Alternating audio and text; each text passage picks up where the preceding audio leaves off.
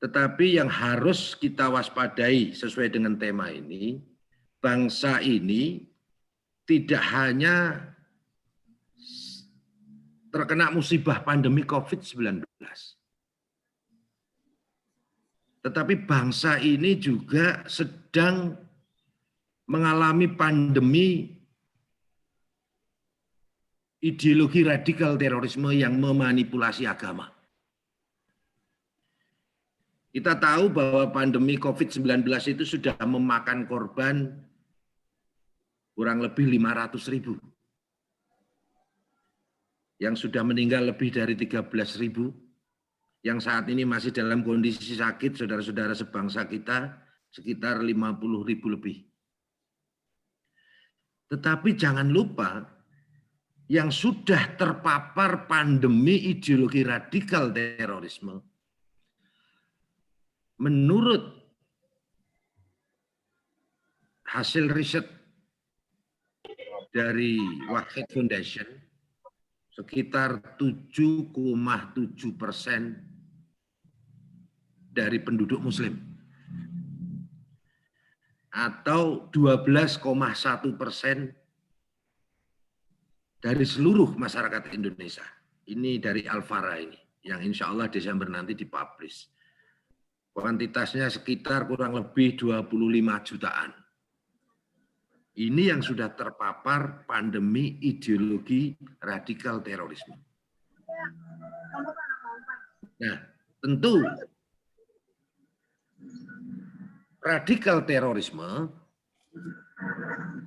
tidak bisa didefinisikan secara parsial, tetapi harus didefinisikan secara kafah, secara komprehensif. Dan radikal terorisme bukan monopoli agama saja, tetapi ada beberapa jenis radikal terorisme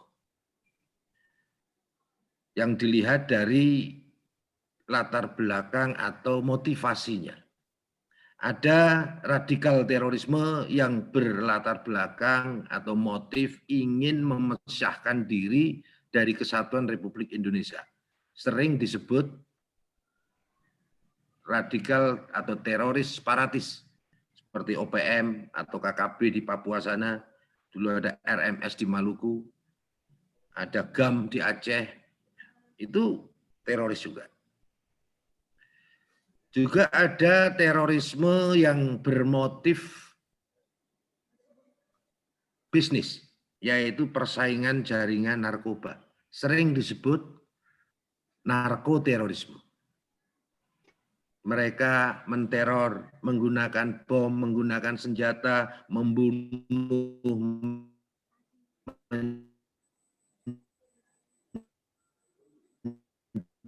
menculik, dan lain sebagainya. Ada juga di sekitar kita terorisme yang bermotif kepentingan individual atau kelompok tertentu. Sering disebut ekstremis individual. Contohnya geng motor, anarko, premanisme, itu juga sering membunuh, sering menteror, menggunakan senjata api maupun senjata tajam dan lain sebagainya. Tetapi dari beberapa jenis tadi, tentu pendekatan dalam penanggulangan atau penanganannya serta penerapan hukumnya berbeda-beda. Seperti narkoterorisme, persaingan jaringan narkoba, kita ada undang-undang narkotik. Premanisme atau ekstremis individual, geng motor dan lain sebagainya, kita punya undang-undang KUHP. Separatisme dan lain sebagainya juga ada pendekatannya sendiri. Tetapi dalam konteks pandemi radikal terorisme yang kita bicarakan saat ini, adalah radikal terorisme yang bermotif agama, yang merupakan gerakan politik,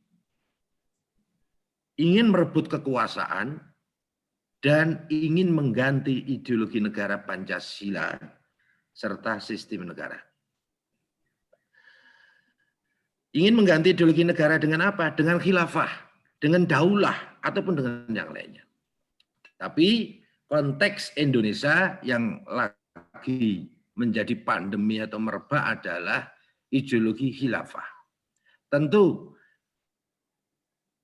kami tidak mau berdebat masalah apakah khilafah itu bagian dari ajaran Islam atau bagian dari sejarah Islam atau yang lainnya. Itu menjadi ranah Gus Miftah nanti. Menjadi ranah para ulama, menjadi ranah para ahli. Ya.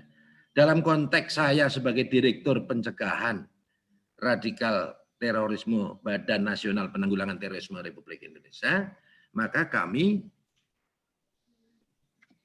menyatakan bahwa radikal terorisme mengatasnamakan agama adalah musuh agama dan musuh negara. Musuh agama karena paham yang dibawa, isu yang dibawa, ideologi yang dibawa adalah bertentangan dengan perjanjian-perjanjian yang menjadi konsensus bangsa atau konsensus nasional, kesepakatan nasional, yaitu bertentangan dengan Pancasila, Undang-Undang Dasar 1945, Bhinneka Tunggal Ika, dan Negara Kesatuan Republik Indonesia. Apapun mereka bentuknya, apakah ingin NKRI bersyariah, atau ingin Pancasila mengembalikan 7 kata sesuai Piagam Jakarta, dan lain sebagainya. Tetapi kalau mereka, kelompok orang yang ingin mengganti ideologi yang sudah menjadi kesepakatan dan konsensus nasional, maka itu disebut radikal terorisme. Nah, tadi saya menyimak ada yang mengatakan Pancasila tadi, ya, bahwa Pancasila ini wajib kita jaga, kita rawat, kita syukuri. Karena Pancasila ini adalah karya jenius dari founding father kita, terutama para ulama. Kenapa dikatakan karya jenius? Karena Pancasila itu merupakan perwujudan dari perintah Allah untuk menjadi umat yang wasatiyah. Wa kadzalika ja'alnakum ummatan wasatan. Untuk membentuk umat yang di tengah atau moderat. Nah, Pancasila ini adalah diambil dari nilai-nilai agama dan nilai-nilai budaya bangsa Indonesia yang merupakan formulasi dari kebaikan dan kemanfaatan dari seluruh isme yang ada di dunia. Kita yakin bahwa semua yang diciptakan oleh Tuhan ada manfaatnya, ada mudorotnya. Demikian pula isme-isme yang ada di dunia, pemahaman yang ada di dunia, komunisme, liberalisme, kapitalisme, Marxisme, Leninisme, atau mungkin khilafahisme, pasti ada kemanfaatan, kecocokan, tapi juga pasti ada kemudaratan. Nah, Pancasila dengan 5 sila yang merupakan substansi dari nilai-nilai agama dan budaya ini adalah rumusan yang luar biasa sebagai sikap moderat atau wasatiyah dari bangsa Indonesia. Jadi ini karya monumental, karya jenius dari founding father kita, terutama para ulama-ulama kita. Nah, kita generasi muda harus merawatnya, menjaga, ya, karena ini adalah ideologi pemersatu bangsa. Nah, semua radikal teroris itu bertentangan dengan Pancasila. Nah, sering kita mendengar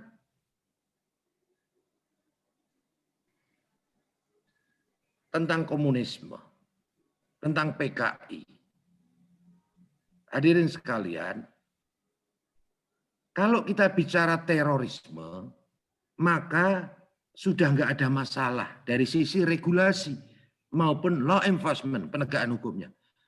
Kebetulan saya sebelum menjadi direktur pencegahan di BNPT, saya sebagai pejabat utama di Densus 88 anti teror. Ketika kita bicara teroris, ya, maka kita tidak bisa lepas dari bicara radikalisme. Karena radikalisme itu adalah paham yang merupakan fase menuju terorisme. Dapat dikatakan semua teroris pasti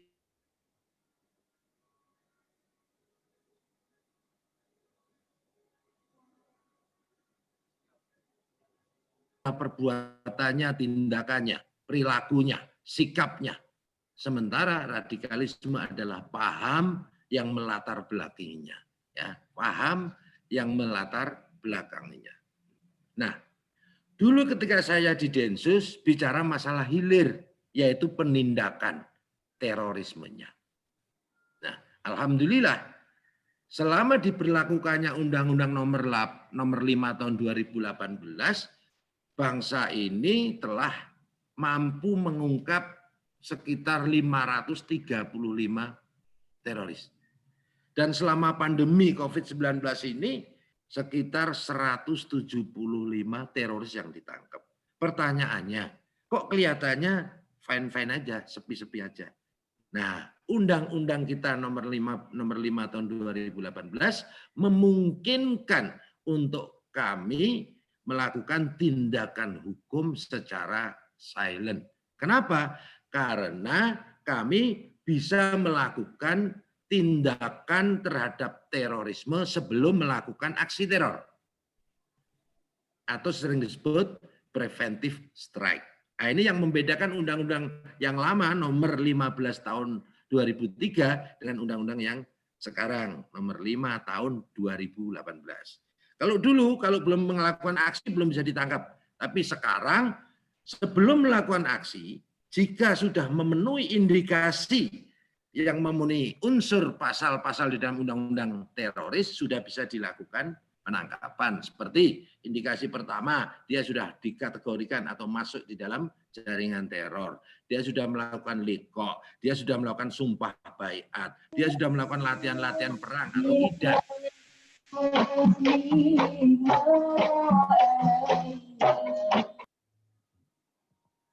Ya, dan mereka berdasarkan analisa intelijen sudah terindikasi kuat potensi untuk melakukan, maka dilakukan tindakan penangkapan sebelum melakukan aksi teror.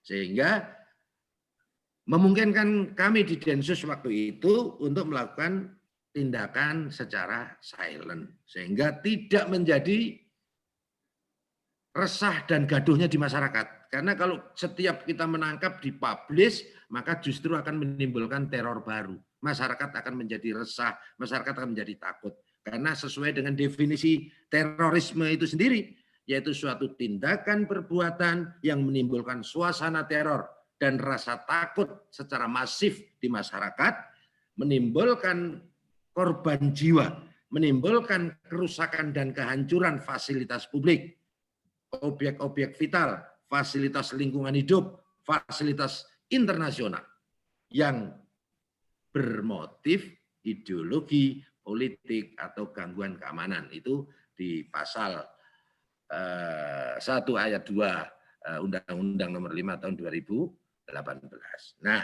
itu bicara hilir. Penangkapan, penindakan, penegakan hukum. Dan alhamdulillah bangsa Indonesia dianggap di dalam penegakan hukum kejahatan terorisme dikategorikan sebagai yang terbaik di seluruh dunia. Salah satu yang terbaik di seluruh dunia. Tetapi ingat, kalau kita bicara terorisme, tidak bisa lepas dari bicara radikalisme. Tadi yang saya katakan, radikalisme adalah paham isme yang merupakan fase menuju terorisme. Nah, jumlah teroris di seluruh Indonesia estimasi kami, estimasi Densus 88 sekitar 17 sampai 20 ribu orang. Itu yang sudah akut, tingkat radikalismenya sudah akut, ya. Dan mereka kita monitor terus. Tetapi ketika kita bicara radikalisme, ya, maka jumlahnya sekitar 12,1% dari penduduk Indonesia atau 7,7% dari penduduk Muslim. Ya. Tapi ingat juga bahwa radikal terorisme bukan monopoli salah satu agama, tetapi ada di seluruh agama, ada di seluruh sekte, ada di seluruh kelompok, bahkan potensial ada di setiap individu manusia. Ini harus digarisbawahi. Jadi misalnya kita pernah dengar yang namanya Macan Tamil, itu teroris juga, ada di India, ada di Sri Lanka. Ya, tentu pelakunya adalah bukan beragama Islam, tetapi oknum yang beragama Hindu. Kita pernah mendengar orang membakar masjid di Tolikara, Papua. Tentu pelakunya bukan orang Islam, tetapi oknum yang beragama Katolik di sana. Kita pernah mendengar ada seorang biksu yang kerjanya provokatif, intoleran, ya, menghasut, mengadu domba, memprovokasi di Myanmar, Rohingya. Tentu mereka bukan beragama Islam, tetapi yang bersangkutan oknum yang beragama Buddha. Kita pernah mendengar di New Zealand terjadi penembakan jamaah Jumat di masjid, ya, ratusan atau puluhan ratusan korban. Tentu yang melakukan adalah agama atau oknum yang beragama non-Muslim. Artinya apa? Bahwa dominasi radikal terorisme mengatasnamakan agama biasanya didominasi oleh agama yang menjadi mayoritas di suatu wilayah atau suatu negara. Nah, kebetulan di Indonesia ini tahanan teroris maupun yang sering melakukan sikap-sikap intoleran dan lain sebagainya itu KTP-nya beragama Islam, dia juga syahadat dan lain sebagainya. Ya, tetapi yang harus digarisbawahi bahwa radikal terorisme mengatasnamakan Islam adalah fitnah bagi Islam. Kenapa dikatakan fitnah atau ujian? Karena semua sikap dan tindakan mereka yang mengatasnamakan Islam, ekstremisme, kekerasan, intoleransi mereka jauh atau bertentangan dengan prinsip Islam yang rahmatan lil alamin, menimbulkan pecah atau perpecahan di kalangan umat dan memunculkan Islamofobia. Jadi benar-benar ini musuh Islam, musuh agama dan musuh negara karena bertentangan dengan konsensus nasional, terutama Pancasila. Nah, salah satu karakter kelompok radikal teroris tadi adalah di samping eksklusif, dia adalah intoleransi. Intoleransi itu apa sih? Intoleransi itu tidak menghormati keragaman, tidak menghormati perbedaan. Padahal perbedaan itu menjadi qodratullah, sunnatullah. Kalau salah satu rukun iman adalah iman kepada takdir, qadha dan qadar, maka ketika orang intoleransi terhadap perbedaan atau keragaman, hakikatnya dia patut dipertanyakan keimanannya. Karena sama aja dia ingkar terhadap qodratullah. Nah, seperti itu. Nah, kemudian karakter yang lain adalah mereka menghalalkan segala cara atas nama agama. Kenapa kok menghalalkan segala cara atas nama agama? Pemahaman mereka adalah ideologi mereka adalah takfiri, mengkafirkan yang tidak sepaham, tidak segolongan dan tidak seideologi. Nah, takfiri inilah yang berawal dari doktrin al-wala wal bara'. Ini kalau orang-orang IPPNU nggak perlu saya ajari sudah paham betul. Nah, doktrin takfiri inilah yang sangat membahayakan karena kecenderungan menghalalkan segala cara atas nama agama. Kemudian mereka juga anti budaya lokal, anti tradisi lokal, anti kearifan lokal berupa silaturahmi, gotong royong yang diformat oleh leluhur-leluhur kita berupa tradisi-tradisi keagamaan lokal. membid'ahkan maulid, membid'ahkan kenduri, selamatan, yasinan, tahlilan. Kenapa saya berani mengatakan begini? Karena semua teroris yang kami tangkap yang ada di lembaga pemasyarakatan itu berpaham Salafi Wahabi. Tetapi yang harus kita bijak bahwa tidak semua Salafi Wahabi otomatis menjadi teroris. Jadi jelas ada 3 indikator radikal terorisme mengatasnamakan Islam. Yang pertama adalah politisasi agama, ya. Dia menggunakan politik, menggunakan agama untuk gerakan politik yang hakikatnya ingin merebut kekuasaan, ya, dan mengganti ideologi negara dengan ideologi khilafah. Yang kedua adalah berfaham takfiri, ya, dengan intoleransi, eksklusif, menghalalkan segala cara atas nama agama, anti budaya atau tradisi lokal. Yang ketiga, anti torekoh atau anti tasawuf. Anti di sini. Anti di sini maknanya bukan berarti tidak atau belum bertorekoh atau belum bertasawuf. Ya, saya yakin banyak umat Islam di Indonesia yang belum bertorekoh atau belum bertasawuf. Anti torekoh, anti torekoh, anti tasawuf atau anti tawasul, ya, itu yang dimanai adalah sikap membenci dengan membid'ahkan, menyesatkan, bahkan mengkafirkan amalan-amalan torekoh, ya, ataupun ulama-ulamanya. Ya. Padahal kita semua paham bahwa torekoh, tasawuf, tawasul, muaranya semua adalah misi Rasulullah. Apa itu? Innama bu'itsu li utamima makarimal akhlak. Artinya apa? Artinya kelompok radikal teroris mengatasnamakan Islam itu ritualnya hebat-hebat. Bahkan tidak sedikit yang hafid Quran. Oman Abdurrahman yang siap dihukum mati itu dari umur 19 tahun sudah hafid Quran. Ya. Ritual peribadatannya luar biasa, tetapi sangat lemah di bidang akhlak. Baik akhlak untuk menjaga harmoni atau toleran terhadap sesamanya, maupun akhlak untuk mentaati perjanjian, untuk mentaati konsensus, untuk mentaati pemerintahan atau kepemimpinan atau penguasa yang sah. Itu mereka lemah. Ya, artinya mereka anti tawasul. Kalau anti tawasul itu ya otomatis indikatornya akhlaknya mesti lemah gitu. Nah, hadirin peserta webinar, saudara-saudaraku yang kami hormati dan semoga dimuliakan Allah. Nah, ketika kita berbicara harmoni, merawat harmoni, maka kuncinya adalah ikhlas. Kuncinya adalah ikhlas. Ikhlas di sini dimaknai 2 hal.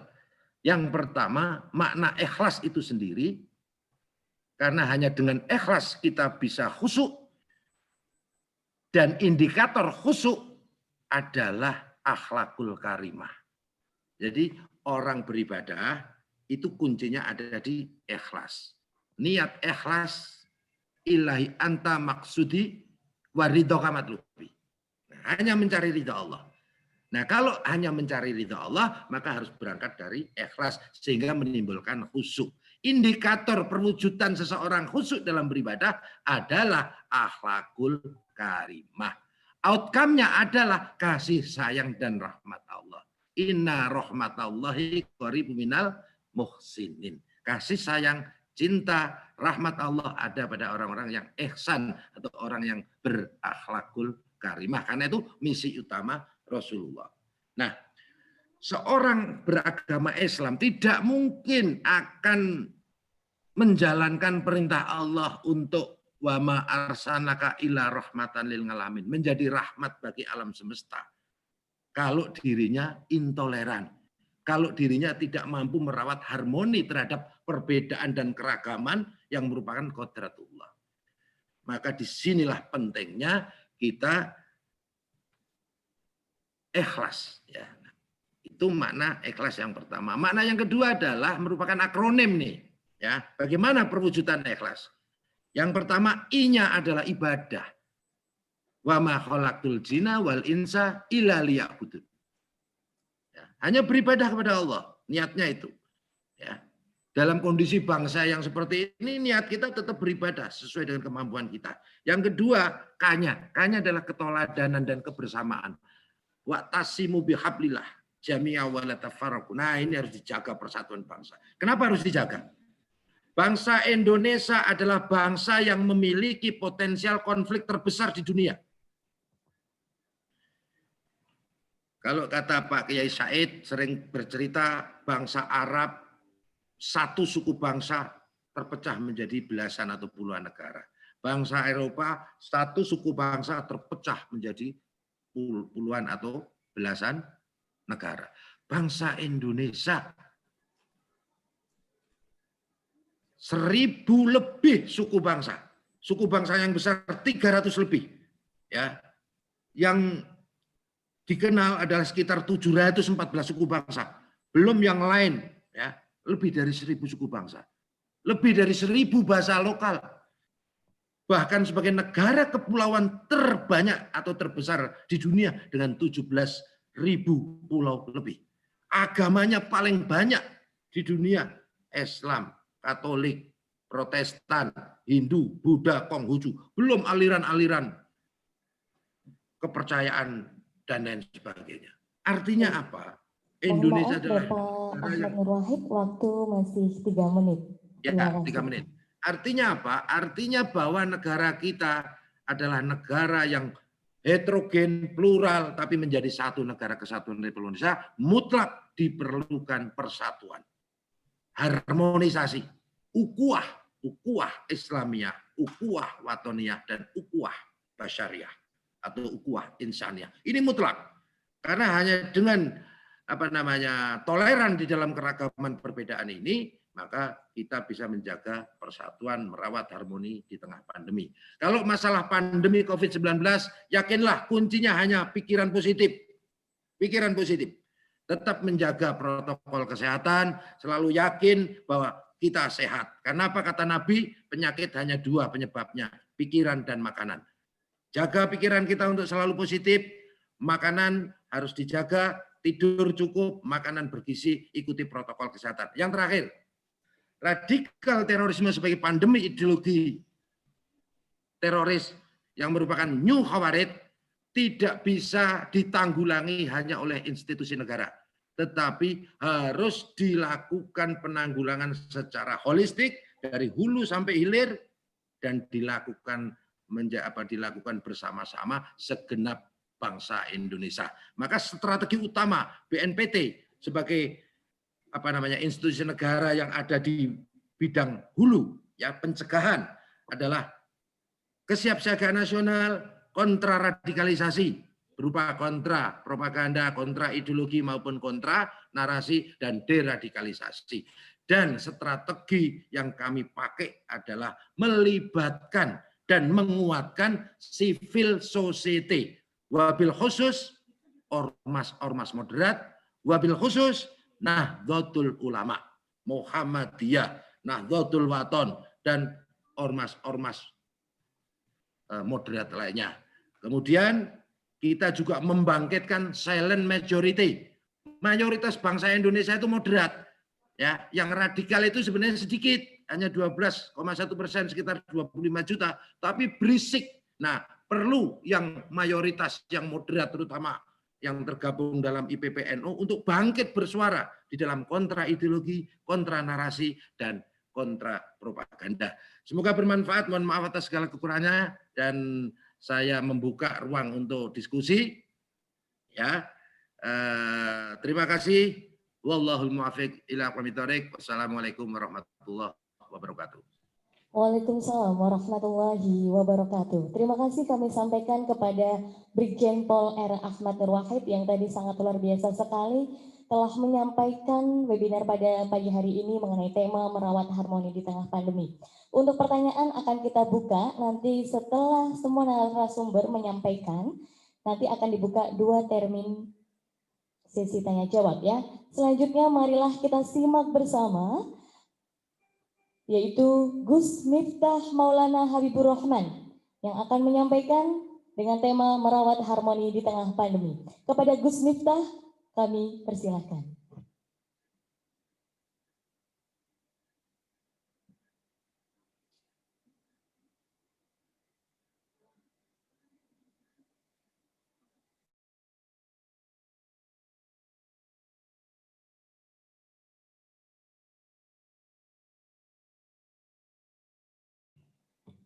Oke, mohon maaf karena Gus Miftah sedang persiapan. Kita lanjut kepada narasumber selanjutnya, yaitu kepada yang kami hormati Dr. Dianta Sebayang ME.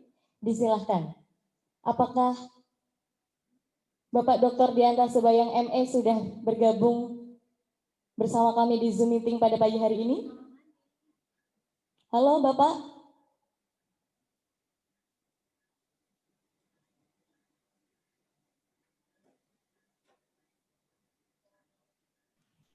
Halo Bapak Dianta Sebayang.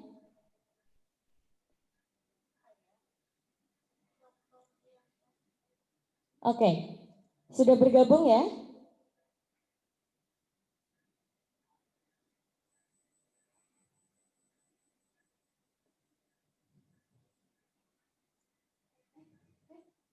Halo Bapak Dr. Dianta Sebayang ME, apakah sudah bergabung dengan kami di Zoom meeting pada pagi hari ini?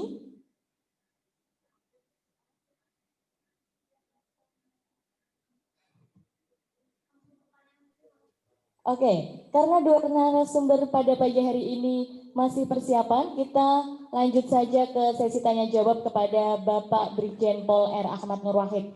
Silakan bagi peserta webinar pada pagi hari ini yang ingin bertanya, saya buka sesi tanya jawab untuk dua penanya. Silakan teman-teman.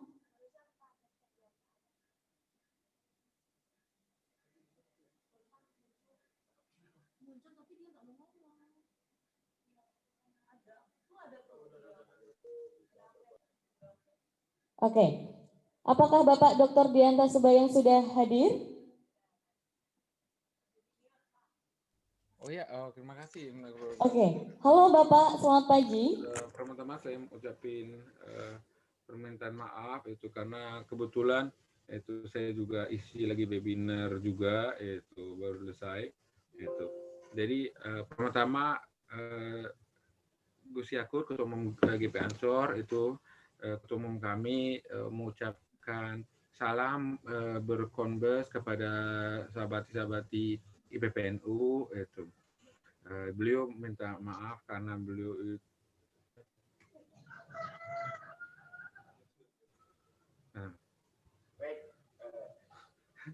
nih teman maaf gitu. Tadi saya sampaikan panelis pertama dan panelis kedua. Aduh, sorry izin. Itu kesempatan kepada itu Damal ini itu memang pada akhirnya Gus Yakur lagi dalam perjalanan ke Rembang itu mempersiapkan konferensi besar apel besar Jawa Timur itu memang secara virtual karena memang sekali lagi Bapak sahabat-sahabat semuanya memang pilkada Damal ini jangan sampai mengganggu harmoni kita itu. Tadi saya senang sekali moderator mengatakan kita memang Damal ini kita terdiri dari banyak suku, pulau, dan budaya dan seterusnya. Itu. Tetapi dalam hal ini sekali lagi karena judulnya adalah judul harmoni ya Bapak Ibu, sahabat-sahabat semuanya itu kita di Ansor itu ada lirik yang sangat menarik itu dikatakan itu adalah koma, itu satu napas di kita, itu sahabat-sahabat semuanya. Kenapa? Karena bagi kita sama-sama penting. Itu dimana kita melakukan harmonisasi antara agama bangsa negeri itu dan pada akhirnya itu kita dalam hal ini menjaga agar keseimbangan harmoni di antara kita ini semuanya dengan cukup baik. Kita memahami bahwa kita sebagai Ansor adalah salah satu ormas terbesar di Indonesia. Itu kita adalah keluarga besar NU yang memang juga ormas salah satu terbesar itu di Indonesia dan juga di dunia. Itu kami memahami itu dan kami memahami sebagai yang salah satu yang paling besar adalah yang bagaimana bisa dalam hal ini adalah untuk menjaga jangan sampai pada akhirnya kita sebagai mayoritas harus lebih bijak untuk itu menjaga itu menjaga pada akhirnya minoritas itu, karena minoritas Indonesia tetap adalah warga negara itu rakyat Indonesia yang harus pada akhirnya dijaga juga itu. Dan itu dalam hal ini izin ya, mohon itu sahabat-sahabat semua ya itu. Jadi ini harus dijaga itu. Jadi mohon maaf sekali lagi sahabat-sahabat semuanya itu. Ini karena harmoni itu dalam hal ini penting, dan saya baru dikabarin tadi malam ya sahabat-sahabat semua untuk menggantikan beliau itu. Cuma ada satu yang saya coba ceritakan sahabat-sahabat semuanya pada saat kebetulan 3 tahun yang lalu dapat tanggung jawab ke Jerman itu, dan 3 tahun lalu atau 4 tahun yang lalu itu ke Jerman itu. Yang menarik adalah terjadi bom di Paris itu di pertandingan Prancis lawan Jerman. Saya ingat banget itu, dan kebetulan setelah itu kami ketemu Deputi Menko Perekonomian Jerman itu. Dan dalam hal itu ada beberapa sahabat yang memang kebetulan pakai jilbab. Jilbab itu kan sebagai salah satu bisa dikatakan salah satu simbol satu agama tertentu, namanya agama Islam itu. Dan pada saat kita diskusi sama beliau, karena kebetulan dalam hal ini adalah lagi baru terjadi bom di Prancis itu saya ceritakan, oh kalau di kita agak berbeda itu, karena kita punya Bhinneka Tunggal Ika. Bhinneka Tunggal Ika, sahabat-sahabat semua itu, kalau di dalam ilmu sosiologi baru ada sampai di level pluralisme itu. Kalau Indonesia sudah ada Bhinneka Tunggal Ika, itu adalah menerima perbedaan, sudah menerima perbedaan dan menyatakan bahwa dirinya satu, berbeda sama pluralisme. Kalau di Barat itu baru sampai level menghargai perbedaan, mencoba menghargai perbedaan, tetapi kalau Indonesia itu sudah menganggap itu sebagai satu yang sudah given, satu yang given, tapi kita tetap satu. Makanya dalam hal ini yang menjadi penting bagi kita, banyak nilai-nilai local wisdom yang dalam hal ini sudah diletakkan oleh para founding fathers kita, para ulama-ulama kita itu. Tetapi di satu sisi yang seringkali kita lupakan bahwa kenapa itu dulu diterapkan dulu, kenapa pada akhirnya memilih Pancasila, kenapa memilih Bhinneka Tunggal Ika itu. Ini yang pada akhirnya harus kita dalam hal ini kembali itu coba mempertanyakan kembali dan mencari jawaban-jawaban, karena sekali lagi ada memang persoalan di dalam pendidikan kita itu, karena saya kebetulan dosen itu. Kita selama ini kalau dari SD dan sebagainya diberikan soal-soal adalah soal jawaban pilihan ganda. Kita jarang bertanya kenapa, sahabat-sahabat. Nah itu. Dan ini yang menjadi penting, kita harus mendapatkan jawaban-jawaban kenapa pada akhirnya itu memilih. Itu kalau saya kenapa memilih beransor, saya punya jawabannya. Kenapa kalau dalam hal ini saya lihat ada beberapa junior saya PMI, itu kenapa saya dulu memilih untuk masuk PMI? Itu ya karena saya punya alasannya, itu bukan karena pilihan ganda itu, tapi memiliki alasan dan saya bisa menjawab kenapanya itu. Dan dalam hal ini kita harus memiliki jawaban kenapa kita memilih untuk mau hidup berharmoni itu. Kalau saya simpelnya adalah saya nggak mau Indonesia kasusnya menjadi seperti Serbia atau seperti Suriah itu. Saya lebih memilih dalam hal ini memilih untuk menjaga hubungan baik dengan antar umat, antar suku, antar budaya di Indonesia, karena Indonesia ini itu beraneka ragam itu, dan kita memiliki realitasnya adalah lebih banyak perbedaan dibanding persamaan. Makanya saya itu memilih itu dalam hal ini untuk tetap bersatu, karena daripada nanti Indonesia ini pada akhirnya terpecah belah itu, maka dalam hal ini kalau jelas dari Ansor itu dari Ansor untuk negeri itu kami membela agama bangsa negeri karena kita sebagai seorang muslim yang taat, kami bela agama kita sebagai warga negara Indonesia, kami bela itu negara kita dan bangsa kita. Itu mungkin itu saja dari saya. Saya mendoakan yang terbaik buat sahabat-sahabat di semuanya, semoga kita bisa ketemu di kesempatan yang lain. Terima kasih. Waalaikumsalam warahmatullahi wabarakatuh. Baik, Waalaikumsalam warahmatullahi wabarakatuh. Terima kasih kepada Bapak Dr. Dianta Sebayang yang pada pagi hari ini sudah memberikan ilmu yang sangat luar biasa. Oke, dilanjutkan ke narasumber selanjutnya, yaitu Gus Miftah Maulana Habibur Rahman. Apakah Gus Miftah sudah bergabung bersama kami di Zoom meeting? Halo Gus Miftah.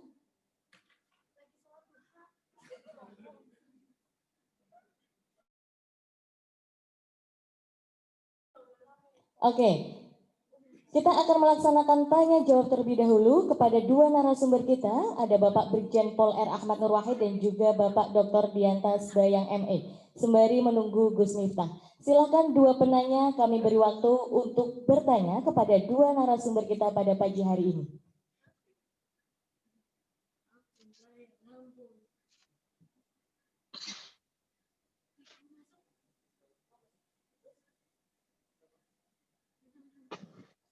Bagi yang ingin bertanya bisa raise hand di Zoom meeting. Atau juga bisa melalui chat dan akan kami bacakan. Silakan. Oke, Gus Miftah sudah bergabung bersama kami? Ya, Assalamualaikum. Halo Gus Miftah. Oke, karena Gus Miftah sudah bergabung bersama kami, pertanyaan nanti setelah Gus Miftah menyampaikan sharing pada pagi hari ini. Gus Miftah, Ya, Mbak. langsung saja kita sambut dan mari kita simak Gus Miftah Maulana Habibur Rahman. Kepada Gus Miftah, disilakan.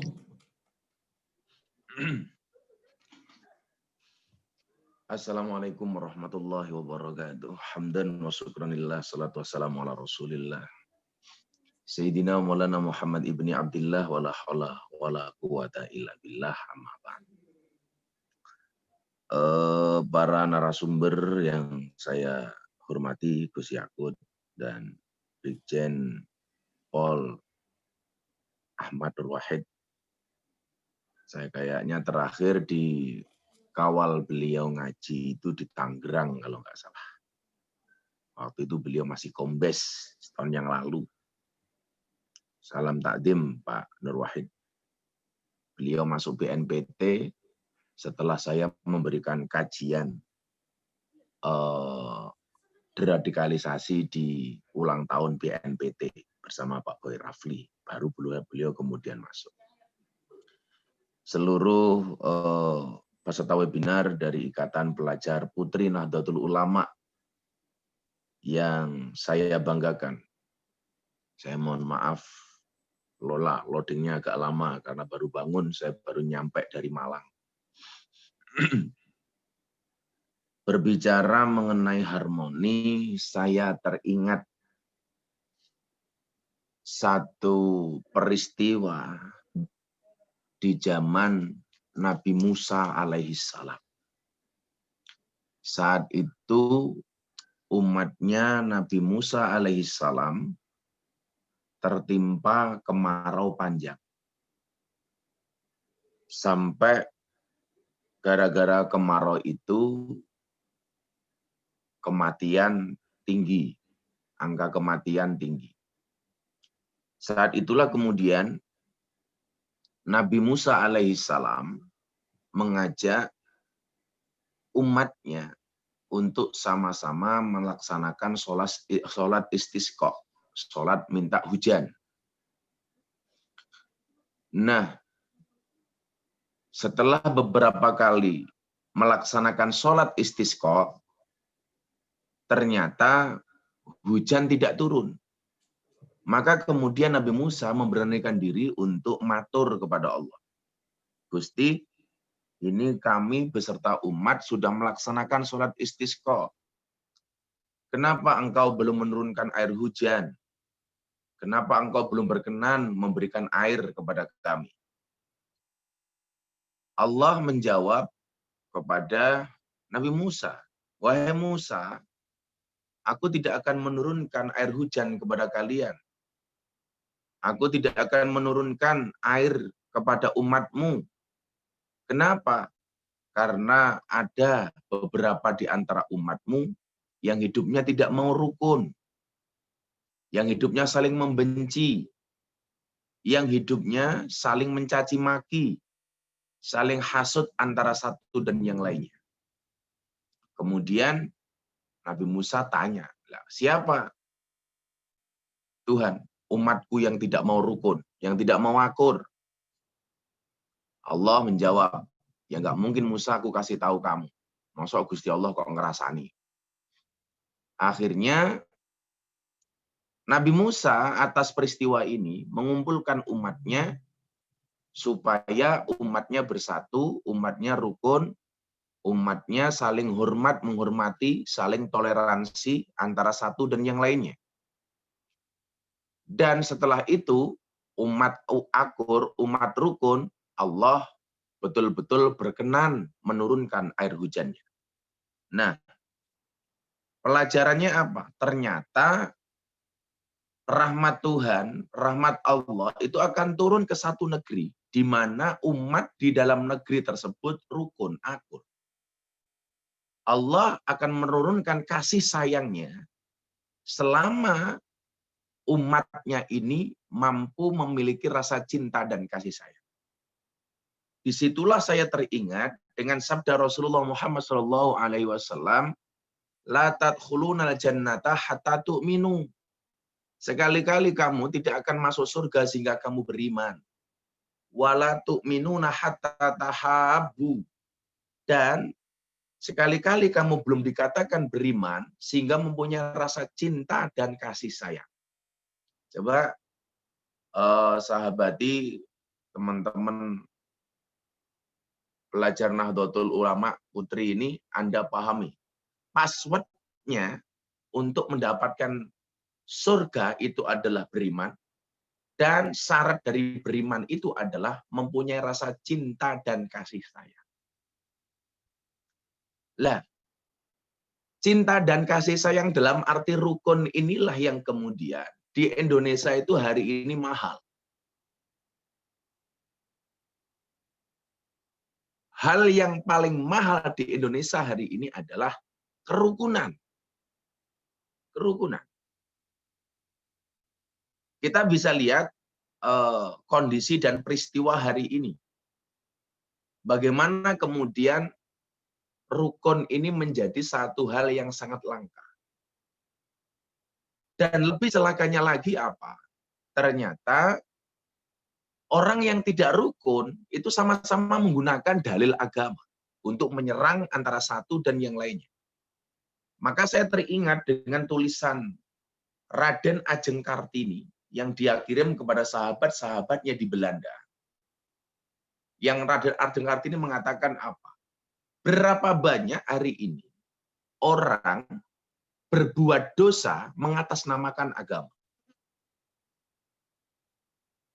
Orang berbuat dosa mengatasnamakan agama.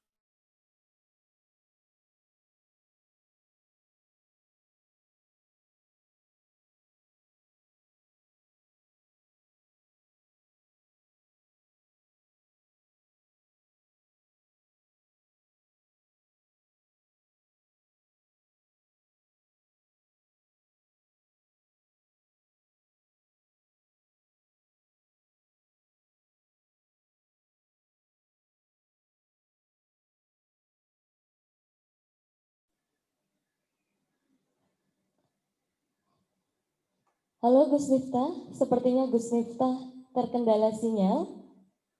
Apakah sudah bisa kembali Gus Miftah? Halo.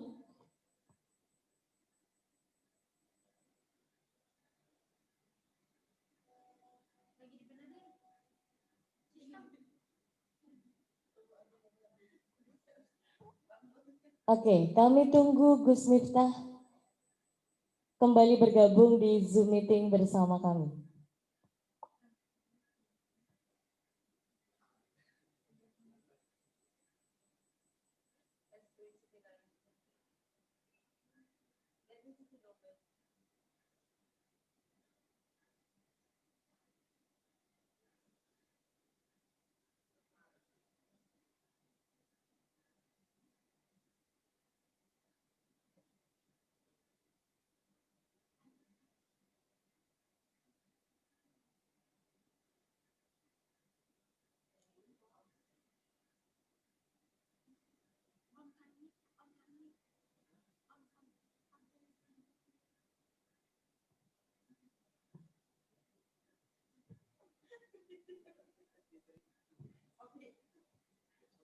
Halo Gus Miftah, alhamdulillah Gus Miftah sudah bisa bergabung.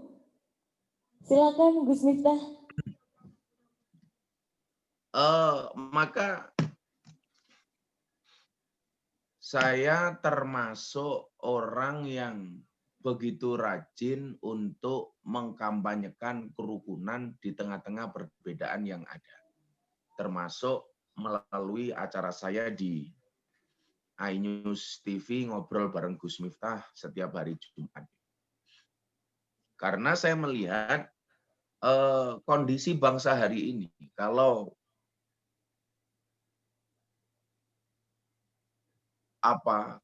kita jauh dari kerukunan sebagaimana yang diajarkan oleh Rasulullah, maka bangsa ini akan semakin jauh dari rahmatnya Allah. Apalagi kemudian kita ini tidak bisa rukun itu dengan menggunakan dalil agama. Sebagaimana tadi yang saya sampaikan, bagaimana R.A. Kartini ketika berkirim surat kepada sahabatnya di Belanda. Dia mengatakan, seberapa banyak di antara kita yang melakukan perbuatan dosa justru dengan berkedok agama. Makanya coba sekarang dilihat. Saya pernah ditanya, kenapa sih ormas-ormas yang agak keras itu sekarang justru peminatnya agak tinggi.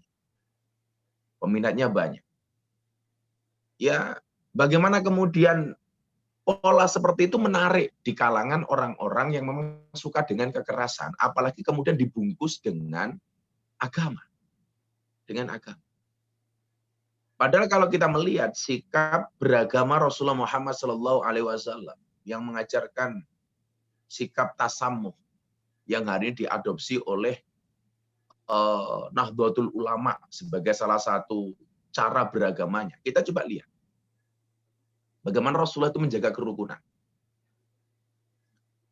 Ketika Nabi Muhammad SAW hijrah dari Makkah ke Madinah, kan mendapatkan penolakan dari tokoh-tokoh di kota Madinah.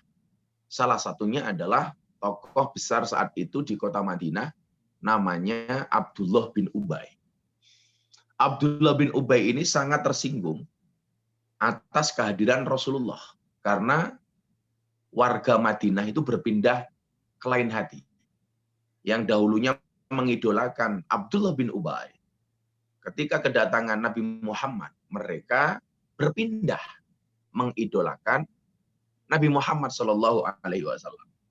Ini coba teman-teman yang biasa bergaul di organisasi atau merasa orang lama. Jadi orang lama tersinggung dengan kedatangan orang baru. Itu ternyata sudah ada. Sejak zaman Nabi Muhammad hijrah ke Madinah. Tersinggung. Jadi kan biasanya kita juga begitu. Kalau ada orang baru, itu malah dianggap pesaing. Saya jadi ingat dulu ketika saya pertama kali ditimbali untuk masuk ke kamarnya guru kita semuanya, Maulana Habib Lutfi. Saat itu saya dipanggil untuk masuk ke dalam kamar beberapa tahun yang lalu. Pertama kali saya masuk kamar beliau. Beliau waktu itu dawuh begini sama saya. Saya masih ingat betul. Saya pijati kaki beliau. Kemudian beliau mengatakan begitu. Nah, kamu jangan kaget. Kadang-kadang hasutnya kiai di antara kiai itu jauh lebih besar daripada hasutnya para santri. Saya waktu itu mikir, kenapa sih? Apa sih maknanya? Dan ternyata ya memang kondisinya seperti itu. Apalagi hari ini ya.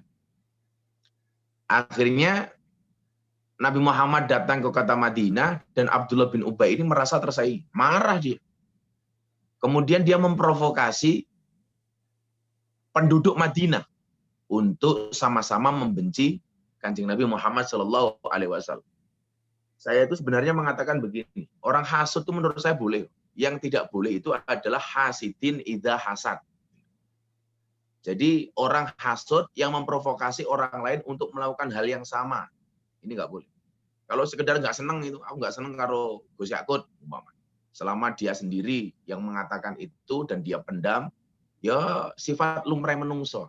Yang nggak boleh itu kan ketika memprovokasi orang lain untuk melakukan hal yang sama. Maka wa misyarri hasidin idza hasad. Jadi kalau sebenarnya aku nggak seneng karo kae, sekedar itu boleh-boleh saja sebenarnya. Yang nggak boleh adalah mengajak orang lain untuk melakukan hal yang sama. Kayak yang terjadi baru-baru ini, bagaimana kemudian saya dibully habis-habisan kembali gara-gara saya merespon sera hinaan Mahir Atualibi kepada Habib Lutfi. Padahal saya merespon itu murni karena saya diperintah oleh para guru, para masyayikh, tolong Miftah kamu respon. Ternyata dari sekian orang yang merespon dia, yang paling viral adalah respon saya, dan setelah itu saya dihajar habis-habisan dengan menggunakan potongan-potongan video yang kemudian dia posting, yang kemudian diviralkan oleh Mak Lambe Turah, dan lain sebagainya. Ya, tapi nggak akan saya jawab, nggak akan saya respon. Karena ya barangkali beliaunya cari panggung. Diajar, apakah benar Gus Miftah pencinta londe, dan lain sebagainya. Saya ditanya banyak orang, kenapa nggak direspon? Saya merespon dia karena kami mendapatkan perintah untuk merespon gara-gara dia menghina Habib Lutfi. Ya kalau yang difitnah saya, yang diserang saya, ya udah nggak apa-apa. Nggak apa-apa. Dulu ketika Gus Dur diserang, ya saya respon. Ketika Kiai Ma'ruf diserang, saya respon. Ketika Habib Lutfi diserang, ya saya respon. Tapi kalau yang diserang pribadi saya nggak akan respon. Nggak ada pentingnya. Saya selalu mengatakan, ya, kalau ada orang membicarakan kejelekanmu, tersenyumlah. Kalau ada orang membicarakan kekuranganmu, tersenyumlah. Kenapa? Karena kekuranganmu saja diperhatikan, apalagi kelebihan. Ini Nabi Muhammad diserang habis. Tapi saya juga tidak sepakat ya, kalau kawan-kawan ini, pelajar putri Nahdlatul Ulama ini, kalau diserang orang mengatakan begini, ini perumpamaan yang menurut saya itu agak ngawur. Jadi kalau Anda kemudian dibenci sama orang, Anda mengatakan begini, "Ra masalah aku dibenci karo wong. Nggak masalah saya dibenci sama orang. Nabi Muhammad saja yang Nabi dibenci." Itu tamsilnya itu, perumpamaannya itu terlalu tinggi. Wong awakmu dibenci sama orang kok percontohannya Nabi Muhammad. Itu kan irasional, nggak masuk akal. Ya kalau kamu dibenci sama orang itu ya beda dengan orang benci kepada Nabi Muhammad. Kalau Nabi Muhammad itu dibenci sama orang, itu jelas Nabi Muhammad itu benar, musuhnya itu salah. Itu jelas posisinya. Musuhnya pasti salah, Nabi Muhammad pasti benar. Tapi kalau kita ini yang dibenci sama orang, itu kan dua kemungkinan. Bisa jadi kita yang benar, musuh kita yang salah, atau sebaliknya musuh kita benar, kita yang salah. Makanya kalau cari perumpamaan jangan terlalu tinggi. Fitnah-fitnahnya Abdullah bin Ubay ini semakin kencang tiap hari. Sampai Abdullah bin Ubay ini mengatakan kepada warga Madinah, dengan mengatakan apa? Samin kalbak yakulka. Gemukkanlah anjingmu, maka anjingmu akan memakanmu. Coba. Nabi Muhammad itu pernah dibilang anjing sama Abdullah bin Ubay. Dan beliau nggak marah. Nggak marah. Makanya dulu ketika saya dibilang sama Nur Sugiharja, dasar Miftah Gus telek, ya saya nggak respon berlebihan, ya tak guyoni saja.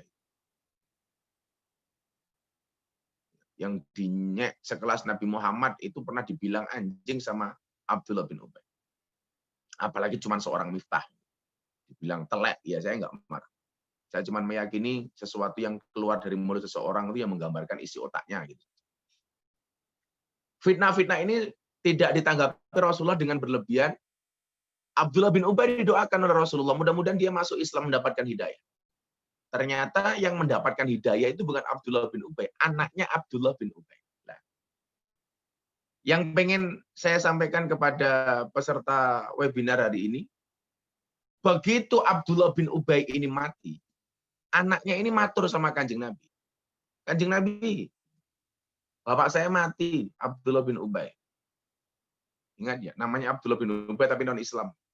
Makanya ketika Mas Dedi itu masuk Islam itu, dia bertanya sama saya, apakah harus ganti nama? Saya bilang tidak. Saya masih ingat Mas Dedi itu dikasih nama sama Kiai Ma'ruf, disuruh milih, Mas kalau mau nambah nama ini, Ahmad atau Muhammad. Kemudian Dedi Corbuzier tanya sama saya, bagusnya apa? Ya apa-apa bagus, Ahmad bagus, Muhammad bagus. Kalau Ahmad gimana? Ya kalau Ahmad nama kamu Ahmad Dedi. Dedi jawab, nggak mau kenapa? Kayak Ahmad Dhani. Ya. Jadi karena Abdullah bin Ubay itu aja memusuhi Kanjeng Nabi dan dia bukan orang Islam. Akhirnya Abdullah bin Ubay mati, anaknya minta Kanjeng Nabi ini untuk melayat dan Kanjeng Nabi datang. Nabi Muhammad takziah melayat kepada orang yang memusuhinya. bukan musuhnya Kanjeng Nabi ya. Bahasanya orang yang memusuhi Kanjeng Nabi. Akhirnya dia datang. Begitu datang, anaknya ini matur sama Kanjeng Nabi. Kanjeng Nabi, satu kan, Kanjeng Nabi sudah datang melayat ke orang yang memusuhinya. Ini udah keren. Keren pakai banget lah. Datang kepada orang yang memusuhinya, ini kan keren. Kemudian setelah datang, anaknya ini matur, Kanjeng Nabi, mau nggak engkau memberikan pertolongan kepada bapak saya? Tolong syafaati bapak saya. Diludahi ini jenazahnya Abdullah bin Ubay. Tidak hanya di situ, anaknya Abdullah bin Ubay ini minta jubahnya Kanjeng Nabi. Kanjeng Nabi, boleh nggak saya minta jubahnya? Untuk apa? Akan saya jadikan kain kafan untuk bapak saya. Paling mikirnya anaknya Abdullah bin Ubay ini kalau bapaknya dikasih kain kafan, jubahnya Kanjeng Nabi kan malaikat sungkan untuk bertanya, wow, jubahnya Kanjeng Nabi bro. Akhirnya dikasih sama Rasulullah. Sampai permintaan terakhir itu apa? Kanjeng Nabi, mau nggak engkau mensolatkan jenazah bapak saya? Ini kan gila nih permintaan. Kalau solatkan jenazah bapak saya. Waktu itu memang belum ada larangan untuk mensolatkan jenazah orang non-Islam. Sampai ketika Nabi Muhammad itu mau melaksanakan sholat itu, Umar itu marah. Matur sama Kanjeng Nabi. Kanjeng Nabi, ini gimana orang non-Islam kok mau didoakan, mau disolatkan? Kanjeng Nabi Muhammad jawab, wis meneng Umar, sing nabi ka aku kudu awak. Aku luwih ngerti tinimbang awak. Sing nabi aku kok sing cerewet kowe Mar. Begitu mau sholat, turunlah satu ayat di dalam surat At-Taubah. Bunyinya apa? Wala tusolli ala ahadim minhum mata abadan wala takum ala qabri.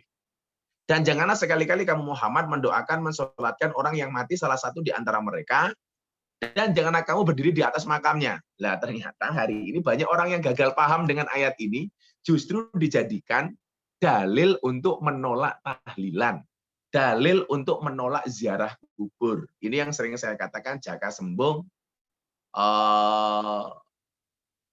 makan nasi pincuk, nggak nyambung cuk. Jadi ayat ini dijadikan legitimasi untuk menolak tahlilan, untuk menolak mendoakan orang mati, untuk menolak ziarah kubur. Saya ulangi ya, ayatnya 89 atau berapa atau 90 lupa saya di At-Taubah. Wala tusolli ala ahadim minhum mata abadan wala takum ala qabri. Ayat ini asbabun nuzulnya itu adalah ketika Nabi Muhammad memensolatkan jenazah Abdullah bin Ubay. Sesaat sebelum Kanjeng Nabi sholat, ayat ini turun. Jadi bukan ayat untuk menolak tahlilan, ayat untuk melarang tahlilan, bukan ayat untuk menolak ziarah kubur. Anda salah memahaminya. Coba dilihat yang dimaksud ala ahadim minhum, salah satu di antara mereka itu siapa? Itu adalah dalam kitab Tafsir Al-Misbah disebutkan, yang pertama adalah orang munafik, yang kedua adalah orang-orang kafir, orang-orang non-Islam. Makanya dulu Mbah Hasyim Muzadi ketika jadi ketua umum PBNU itu pernah punya usul, jenazah koruptor itu jangan disolati. Kenapa? Karena koruptor termasuk orang munafik. Karena termasuk idza haddasa kadzdzaba, kalau ngomong goroh, wa idza tumina khona, dipercaya dia khianat, wa idza wa'ada akhlafa, dia berjanji tidak menepati. Maka dulu Mbah Hasyim mengatakan, ini jangan kamu solati kalau koruptor. Lah, akhirnya Kanjeng Nabi batal mensolatkan jenazah ini. Batal. Kenapa? Karena ada larangan ini. Gara-gara kedatangan Nabi Muhammad kepada Abdullah bin Ubay ketika mati, Anda tahu apa impact terbesarnya? Gara-gara toleransi yang dibangun oleh Kanjeng Nabi sedemikian rupa, ribuan anggota keluarga Abdullah bin Ubay akhirnya menyatakan masuk Islam. Makanya saya 2 minggu yang lalu, kalau teman-teman pelajar putri ini melihat Instagram saya mengislamkan seorang ateis dari Islandia. Sebulan setelah saya mengislamkan DJ Katy Butterfly dari Thailand. Selebritis, seorang DJ. Nah, menariknya dari yang Islandia ini apa? Ketika ketemu saya di studio iNews waktu itu, dia tanya sama saya, Anda siapa? Saya bilang Ustadz, dia nggak tahu. Saya bilang kiai, dia nggak tahu. Pendakwah, dia nggak tahu. Akhirnya tahu dia adalah guru agama. Oh ya, yes, guru agama. Terus saya tanya, what is your religion? Dia bilang, I am before I am Christian and now atheist. Ketika saya tanya, why, kenapa Anda menjadi seorang ateis? Dia bilang, God is nothing. Tuhan itu tidak ada. Religion is fiction. Agama itu hanya sekedar fiksi. Yang nyata itu hanya ilmu pengetahuan, sains dia bilang. Kemudian dia tanya, kenapa Anda menjadi seorang yang beragama? Dalam hal ini Islam dia bilang. Saya terangkan keindahan-keindahan Islam. Salah satunya adalah dia ternyata mengamati bagaimana kemudian saya berdakwah di klub malam dan lain sebagainya. Ternyata menurut dia ini menarik. 10 menit dia masuk, 10 menit dia kenal dengan saya. Langsung dia bilang sama saya, sure, I want to be a Muslimah. Saya ingin menjadi seorang Muslimah. Tolong tuntun saya untuk membaca 2 kalimat syahadat. Nah, pola beragama yang seperti inilah yang sekarang ini jarang dilakukan. Yang ada itu adalah banyaknya ormas yang menampakkan Islam ini dengan jalan kekerasan. Mengabaikan apa dan pola apa bagaimana Rasulullah itu berdakwah. Maka barangkali ini ya, sebelum saya akhiri kajian saya pagi ini, Deddy Corbuzier itu ketika mau masuk Islam melalui saya tolak. Saya minta dia cari ustadz yang lain. Waktu itu saya persilahkan dia untuk syahadat di Jakarta saja, nggak usah di Jogja. Termasuk waktu itu, saya pengen dia bersyahadat di Istiqlal, gimana lah. Sudah, kamu cari ustadz yang lain saja, saya sibuk. Dia bilang, kalau saya harus masuk Islam, ini saya harus melalui you. Saya tanya, why? Kenapa bro? Karena you pernah ngomong sama I.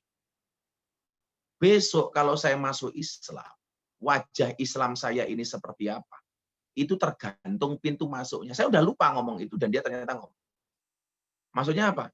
Kan dulu Gus Miftah pernah bilang sama saya, kalau saya masuk Islam, pintu masuknya ini keras, makanya Islamnya akan penuh dengan kekerasan. Kalau pintu masuk saya Islam itu pintu yang suka marah, Islam saya akan penuh dengan kemarahan. Kalau pintu masuknya ini lebay, Islamnya lebay. Tapi kalau pintu masuknya ini ramah, maka Islam saya akan menjadi Islam yang ramah dan menyenangkan. Dan waktu itu dia bilang, kalau saya harus masuk Islam melalui pintu yang ramah, this is you not others. Berarti harus melalui Anda, bukan yang lain. Nah, keramahan ini yang kemudian ternyata banyak orang yang tertarik untuk masuk Islam. Termasuk satu keluarga di Belanda yang undang saya ke Belanda untuk mereka bersyahadat. Termasuk kedatangan tamu saya seorang ateis dari Jerman. Dia datang ke Jogja untuk minta disyahadatkan. Termasuk kedatangan orang Australia yang terkini ya, DJ kita Butterfly dari Thailand dan kemudian orang Islandia. Nah, ketika saya ditanya sama wartawan BBC London, kenapa ini Anda lakukan? Inilah akidah Ahlussunnah wal Jamaah yang mengajarkan tasamuh, yang mengajarkan kedamaian, yang mengajarkan Islam secara menyenangkan dengan membawa mahabbah dan rasa cinta. Maka saya pikir dengan pola beragama seperti itu, maka Islam ini akan terlihat harmoninya. Barangkali itu yang saya sampaikan. Ya, saya selama ini menjalani semua ini dengan penuh rasa cinta. Dan barangkali teman-teman pelajar putri ingat, cinta yang berawal dari mata hanya akan berakhir dengan air mata. Tapi cinta yang berawal dari hati sampai akhir tidak akan pernah mati. Terima kasih. Assalamualaikum warahmatullahi wabarakatuh. Waalaikumsalam warahmatullahi wabarakatuh. Terima kasih kami sampaikan kepada Gus Miftah Maulana Habibur Rahman yang sangat luar biasa sekali tadi menyampaikan materi mengenai merawat harmoni di tengah pandemi. Nah, selanjutnya adalah sesi tanya jawab dan di kolom Zoom meeting sudah ada pertanyaan dari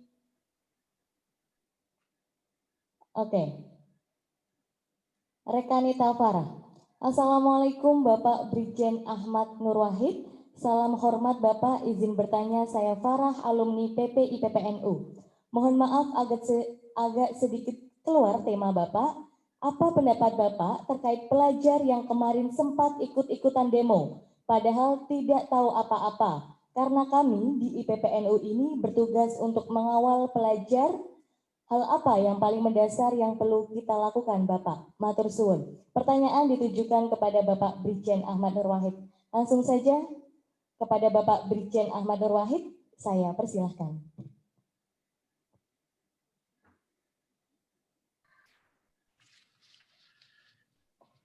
Baik, terima kasih pertanyaannya. Salam takjim buat Gus Miftah.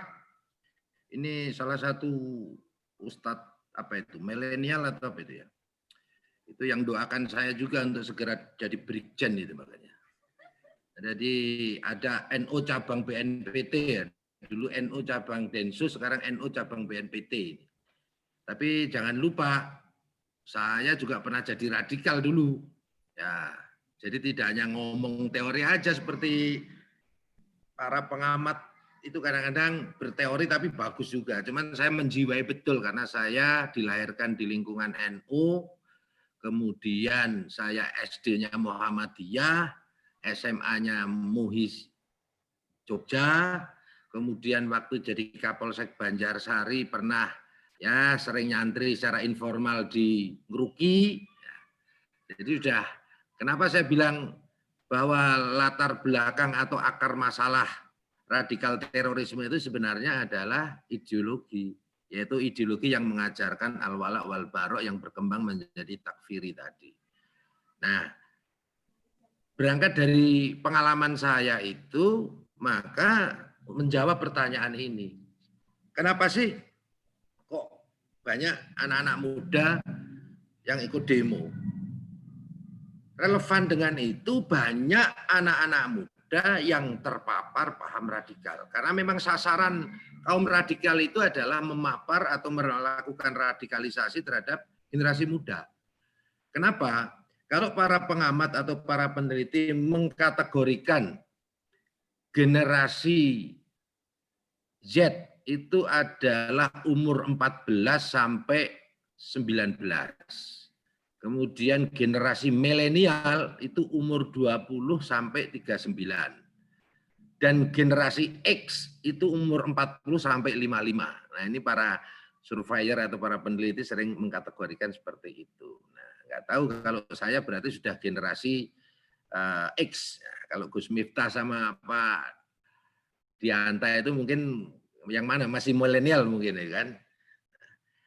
Karena memang anak-anak muda itu adalah proses mencari jati diri. Kedewasaannya masih tumbuh. Nah, orang yang kedewasaannya masih proses pertumbuhan tadi, kecenderungan dia memiliki militansi yang tinggi, senang cari tantangan, self control emosionalnya masih rendah, ikut-ikutan, dan relatif pemahaman agamanya juga masih kurang. Sehingga kecenderungan ngikut sesuatu yang baru, yang menurut tadi dikatakan Gus Miftah menarik, ada tantangan, cenderung untuk berbuat keras, anarkis, dan lain sebagainya. Seperti kita ketahui waktu ada demo beberapa waktu yang lalu, yang kita tangkap itu ada beberapa anak muda, mayoritas anak muda, bahkan boleh dibilang 99% anak muda. Dan mereka memiliki ideologi anarko. Jadi senang membuat kekerasan. Nah, seperti itu. Nah, sehingga otomatis kami dalam penanggulangan radikal terorisme juga prioritas adalah generasi muda. Dalam konteks ini baik generasi Z ataupun generasi milenial. Nah, anak-anak muda ini masih rentan sekali terhadap hasutan, keterpengaruhan, dan lain sebagainya. Kenapa sih kok mereka ikut demo? Ya memang karena gampang terhasut, gampang termakan oleh provokasi, kemudian konten-konten hoax dan lain sebagainya. Dan mereka senang tantangan. Nah, ini yang harus dipahami ya. Maka disinilah letak pendidikan, letak pemahaman agama yang kafah. Dan saya tidak saya tidak khawatir kalau dengan Ansor, apalagi yang sudah mondok nyantri di Nahdlatul Ulama, maka saya tidak khawatir karena memang justru kalau dulu di generasi atau di orde yang dulu untuk melanggengkan kekuasaan itu yang kuat dilemahkan, yang lemah dikuatkan.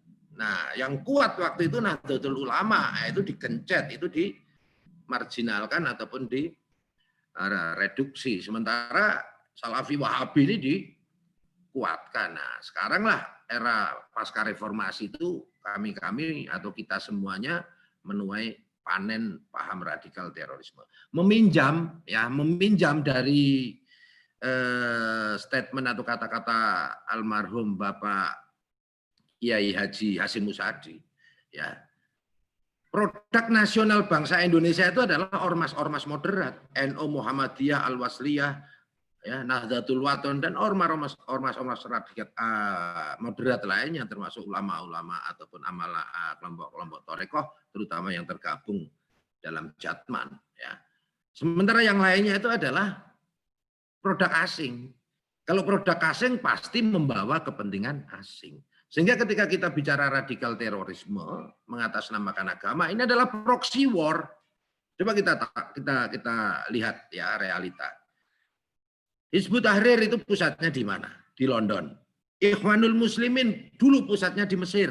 Begitu Nursi jatuh, ya kemudian pindah ke London.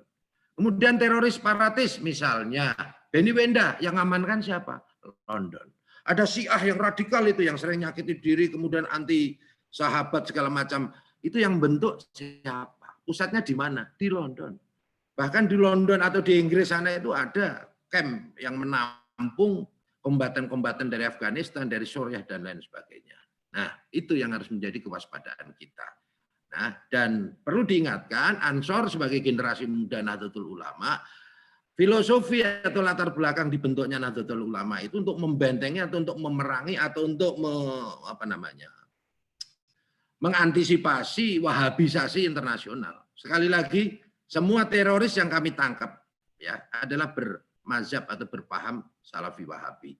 Tetapi tidak semua Wahabi atau Salafi Wahabi otomatis menjadi teroris. Sehingga ya memang strategi kunci kami terutama adalah membangkitkan silent majority yang notabene mayoritas Nahdlatul Ulama dan menguatkan serta melibatkan secara aktif dalam penanggulangan radikal terorisme. Terkait para pemuda yang demo kembali, saya sering ditanya bagaimana tentang fenomena demo 212. Nah, saya bertanya, 212 itu apa? Itu demo mengangkat isu ketidakadilan, membela Al-Quran, membela agama. Kalau memang dia membela Al-Quran, membela agama, ya kembalikan aja kepada Al-Quran 212. Berarti surat 2 ayat 12. Ala innahum humul mufsidu walaki la yasmurun. Ingatlah sesungguhnya mereka orang-orang yang membuat kerusakan, tetapi mereka tidak sadar. Nah, jawaban saya gitu aja. Kan tidak ada sesuatu di dunia ini yang kebetulan. Pasti semua atas pengetahuan Tuhan. Dan Tuhan di dalam memberikan fenomena alam semesta ini tidak semuanya jelas, tapi pasti pakai simbol-simbol ataupun fenomena-fenomena berupa kiasan dan lain sebagainya. Nah itu nanti Gus Miftah bisa menjelaskan. Jadi itu jawabannya. Artinya bahwa memang generasi muda lah yang harus prioritas menjadi utama di dalam kami melakukan kontra narasi atau kontra radikalisasi. Nah, kalau deradikalisasi itu terhadap mereka yang sudah masuk dalam jaringan teror, ya, yang tadi saya katakan jumlahnya sekitar 20.000 termasuk para keluarganya, ya. Tetapi yang masih intoleran, kemudian masih tidak moderat, ya, yang dipicu oleh dendam, ketidaksukaan, ketidakpuasan, atau politisasi agama. Politisasi agama adalah faktor pemicu paling dominan. Makanya kalau kita ada pilpres atau pilkada itu sering marak di media sosial itu konten-konten yang memanipulasi agama, jual ayat dan lain sebagainya. Saya kira itu jawaban dari saya. Terima kasih.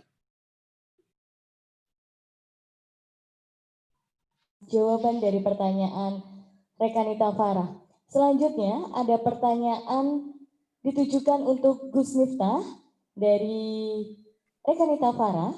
Assalamualaikum Gus, salam takdim Gus. Ngapunten mau bertanya Gus, ini kasus yang ada di daerah Gus. Ayahnya rekanita saya bekerja di salah satu pabrik ciu dalam kurung minuman haram. Sedangkan dia sangat semangat untuk belajar di IPPNU. Apa saran dari Gus Miftah biar dia dapat ridho dari orang tuanya? Matur suwun. Kepada Gus Miftah, disilakan, monggo. Ini pertanyaan yang sering muncul kalau saya ngaji di klub malam ya pertanyaan-pertanyaan seperti ini.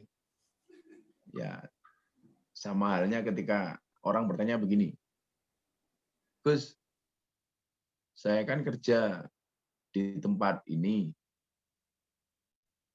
pekerjaan saya itu kan, tempat kerja saya itu kan jual alkohol. Nah, saya kerja di tempat ini. Ini bagaimana hasil dari kerja ini? Ini sebenarnya yang tanya itu sudah tahu jawabannya. Apalagi cah IPPNU atau mesti ngerti. Mesti tahu. Ya, sekarang begini. Al-halalu bayyinun wal haramu bayyinun. Yang halal itu jelas dan yang haram itu jelas.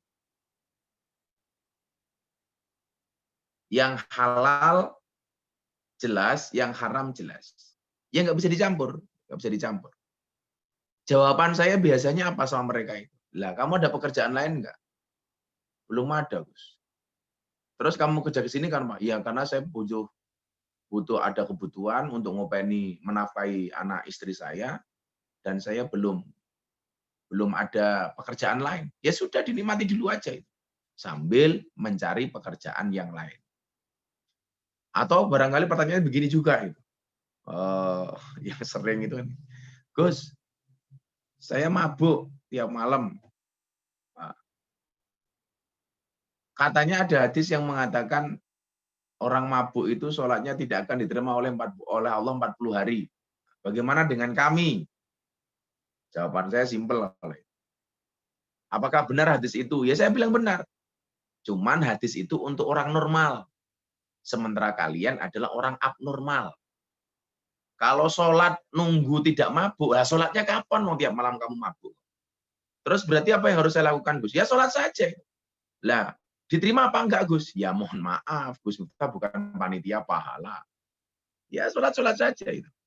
Sama hanya kalau Anda bekerja seperti itu, orang tuanya bekerja di situ, sementara Anda seorang rekanita BPNU ya. Ya didoakan orang tuanya itu. Doakan orang tuanya. Ada kalanya orang bekerja di tempat itu ya karena keadaan. Atau bahasa orang Jawa itu kahanan. Ada kalanya ini hobi. Dan ada kalanya ini ya karena keterpaksaan itu. Karena nggak ada yang lain, ya sudah. Makanya langkah yang paling bijak bisa kamu lakukan adalah kamu mendoakan orang tua. Mendoakan orang tua. Ya Allah, berikan hidayah. Wadzalik at'aful iman, yaitulah selemah-lemahnya iman, fabiqalbi, dengan mendoakan. Jangan kemudian kita malah menghakimi orang tua kita. Gagalnya dakwah itu kan karena banyak orang yang suka menjadi hakim. Maka saya sering mengatakan, kita itu sering menjadi hakim bagi kesalahan orang, dan menjadi pengacara bagi kesalahan kita sendiri. Kalau ada orang lain salah, kita hakimi. Kalau kita salah, dibela-bela. Maka langkah yang saya lakukan adalah ketika kamu duduk bersama ahli maksiat, jangan menceritakan masa lalunya, tapi temani dia untuk merangkai kehidupan yang lebih indah di masa yang akan datang. Itu konsep yang saya pakai. Kalau hanya segera membicarakan kejelekannya, kemaksiatannya, ya bukan solusi. Atau halnya kita sering mengecam seperti itu, tapi tidak pernah memberikan solusi. Seperti dulu ada kiai yang dari 212 itu mengecam pengajian saya di klub malam itu dengan mengatakan pengajian Miftah di klub malam itu memalukan. Ini acara live di TV. Live. Memalukan ini. Kemudian hostnya, presenternya tanya sama saya. Apa respon Gus Miftah? Waktu itu saya jawab, kalau yang saya lakukan ngaji di klub malam ini dianggap memalukan, lebih memalukan mana? Ketika kita melihat kemaksiatan, diam tanpa memberikan solusi apapun bagi mereka. Maka langkah yang paling bijak itu mendoakan saja. Didoakan saja, termasuk orang tuamu. Saya yakin kok bisa berubah. Kalau ngomong soal itu saya nggak akan ada habisnya ya, karena saya punya banyak sekian tesa, sekian kasus, sekian cerita. Bagaimana saya ngopeni orang-orang seperti itu. Tapi memang pola beragama di Indonesia itu antik, Pak Nur Wahid. Antiknya di mana? Di Indonesia itu kan lucunya begini. Kayak saya ditanya tentang bagaimana pendapat Gus Miftah tentang Nikita Mirzani. Lah, Saya tanya apa? Bilang. Itu kan konten-konten YouTube-nya itu kan mengandung pornografi, bos. Saya nggak tahu, saya nggak pernah lihat. Ya kalau kamu nggak suka ya jangan dilihat. Kalau kamu bisa komentar ya berarti kamu penikmat. Kalau yang saya lihat itu yang sisi positifnya. Kayak ketika Nitya Mirzani tanya, anaknya Mbak Nikita di mana? Di pondok pesantren. Kenapa kok anaknya di pesantren? Ya saya memang bosok. Tapi ya saya berusaha bagaimana kemudian anak saya menjadi anak yang baik. Nah, orang Indonesia itu memang pola beragamanya aneh. Anehnya begini. Orang Indonesia itu barangkali tidak berjilbab, tidak nutup aurat, tapi sholat. Contohnya, si Dewi Persik itu ya nggak nutup aurat, tapi ya sholat. Ya pinter sholawat, pinter maca dibaan dan al berjanji, wong dia orang Jawa Timuran. Kediri atau mana ya? Kediri. Tidak nutup aurat, tapi sedekahnya kenceng. Ya Nikita Mirzani itu sedekahnya luar biasa. Lah beda dengan orang Arab. Lah kalau orang Indonesia itu tidak nutup aurat tapi sholat ibadah. Kalau orang Arab itu nutup aurat tapi banyaknya nggak sholat. Ya tadi bapaknya dodolan ciu, jualan ciu, anaknya IPPNU kan keren. Ya inilah orang Islam di Indonesia itu, bapaknya preman, anaknya juara MTQ itu biasa itu. Ya biasa. Lah barangkali ya ini salah satu problematika yang diberikan oleh Allah kepada kita supaya kita tidak gampang untuk menghakimi orang. Supaya kita tidak gampang ngejudge orang hanya dari sekedar penampilan. Barangkali begitu ya. Terima kasih Gus Miftah. Tadi sudah ada 2 pertanyaan melalui kolom Zoom meeting. Silakan bagi rekan Nita ataupun rekan yang masuk ke dalam Zoom meeting bertanya secara langsung. Apakah ada? Oke, ada rekan Nita Nurul. Oke. Rekan Nita Nurul, silakan. Assalamualaikum warahmatullahi wabarakatuh.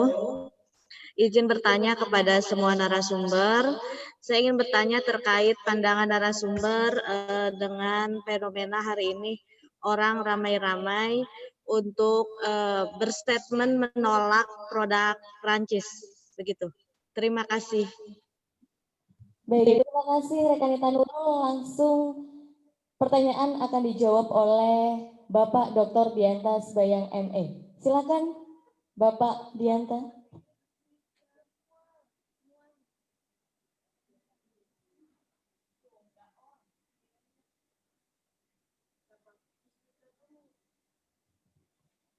Bapak Dianta? Oke. Saya beri waktu mungkin kepada Gus Miftah terlebih dahulu untuk menjawab pertanyaan dari rekan Nita Nurul terkait boikot produk dari Prancis. Silakan Gus Miftah.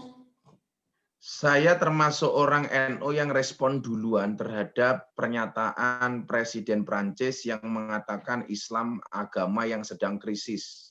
Dan saat itu saya mendesak Presiden Jokowi untuk memberikan statement dan mengecam pernyataan Presiden Prancis. Seminggu setelah saya posting kecaman saya terhadap Presiden dan permintaan saya supaya Presiden ini mengecam Presiden Prancis, akhirnya Presiden Jokowi mengecam apa yang dilakukan oleh Presiden Prancis. Saya masih ingat betul itu postingan saya tanggal 27 Oktober. Pas saya syuting di Trans 7 dan alhamdulillah ditonton oleh sekitar 350-an ribu di Instagram. Lah, kenapa saya melakukan itu? Pertama, saya teringat dengan firman Allah, innalladzina yu'dzunallaha wa rasulahu la'anahumullahu fid dunya wal akhirah wa adalahum adzabam muhina. Jadi orang-orang yang menyakiti Allah, menghina Allah dan Rasulnya, la'anahumullah, mereka akan dilaknat oleh Allah fid dunya wal akhirah, di dunia dan di akhirat. Tapi sebaliknya orang-orang yang mencintai Rasulullah, saya ingat, wa ma kana Allahu liyu'adzibahum wa anta fihim. Sekali-kali kamu tidak akan diadab selama ada Muhammad di antara kalian. Artinya ketika mulut kita basah dengan sholawat dan lain sebagainya. Saya mengecam betul itu apa yang disampaikan oleh Presiden Prancis. Karena bagi saya ini sangat tidak relevan. Kenapa kemudian ketika ada yang menghina Nabi Muhammad, justru yang dia komentari pembunuhan, pemenggalan itu. Walaupun pemenggalan itu juga tidak bisa dibenarkan. Tapi kenapa kemudian dia justru mendeskripsikan Islam? Lah, pertanyaannya kemudian begini. Bagaimana dengan boykot? Saya jawab di YouTube saya waktu itu, saya nggak setuju. Kenapa? Karena saya itu ada komunitas fans di Prancis, itu orang-orang Indonesia yang bekerja di Prancis, di produk-produk yang hari ini kita dapati di Indonesia ya, seperti Le Minerale, LV, dan lain sebagainya. Lah, jamaah saya di sana itu ternyata bekerja di tempat itu. Nah, maka ketika saya disudutkan oleh netizen, kenapa Gus Miftah hanya sekedar mengecam Presiden Prancis, tidak memboikot produknya? Satu, ini kesalahan Presiden Prancis Mercon ini secara pribadi, Emmanuel Popcorn apa Mercon, itu secara pribadi. Ya, itu kesalahan dia individu, personal. Jadi tidak logis kalau kemudian yang mendapatkan dampaknya itu warga Prancis, termasuk orang-orang yang bekerja di dalam produk-produk yang kita boikot itu ada juga umat Islam. Kemudian kita juga harus fair bahwa Prancis itu salah satu negara Eropa yang paling ramah terhadap imigran. Nah, makanya saya tidak sepakat kalau sampai mengarah kepada pemboikotan. Bahwa yang dilakukan Presiden Prancis itu salah, ya. Harus kita kecam, ya. Tetapi bukan berarti melakukan pemboikotan. Karena kalau melakukan pemboikotan, ya otomatis orang-orang di sana, juga Muslim, yang seperti jamaah saya di sana itu, beberapa yang DM saya itu, ya mereka akhirnya ya terancam ma'isyah dan kehidupannya. Jadi saya pikir, kita itu kadang-kadang ya gimana, kita membela Nabi. Loh, kalau saya konsepnya tidak membela Nabi. Saya itu siapa kok membela Nabi? Konsep saya adalah mengecam apa yang dilakukan Presiden Prancis karena menghina Nabi Muhammad. Kalau membela Nabi ya, yang sering Gus Miftah bilang itu ya aksi bela tauhid ya tahlil. Aksi bela Nabi ya maulutan. Aksi bela negara ya istighosahan. Aksi bela ulama ya manakipan. Aksi bela Quran ya semaan. Aksi bela ilmu ya sorokan. Aksi bela IPPNU ya lamaran. Gitu aja. Jadi kalau boykot itu ya enggak. Kalau saya cukup mengecam apa yang dia lakukan dan kemudian dia minta maaf, ya selesai. Finish. Inilah sifat Ahlus Sunnah wal Jamaah. Gitu. Ya. Kalimat paling terakhir itu untuk lamaran di IPPNU gitu ya. Itu sangat saya terima sekali, Gus Miftah. Oke, selanjutnya pertanyaan akan dijawab oleh Bapak Brigjen Pol R. Ahmad Nur Wahid terkait boikot produk dari Prancis. Monggo, Bapak. Baik, pertanyaannya produk Prancis diboikot atau ajakan memboikot produk Prancis. Saya sangat sependapat dengan apa yang disampaikan oleh Gus Miftah. Ya, kita harus adil dalam mensikapi segala sesuatu.